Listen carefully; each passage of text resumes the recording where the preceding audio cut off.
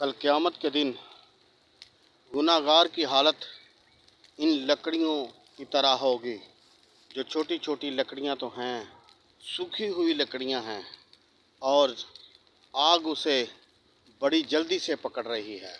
کل قیامت کا دن ہوگا کہ گناہ گار جب دوزخ میں ڈالے جائیں گے، توبہ نعوذ باللہ، تو ان پر یہ آگ اس طرح پھیلے گی اور دوزخ کا وہ بالن بن کر دوزخ کو خوب گرم کریں گے۔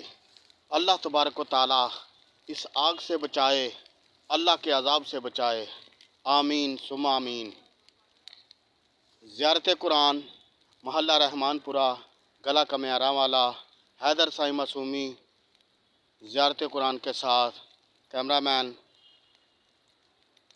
محمد عثمان۔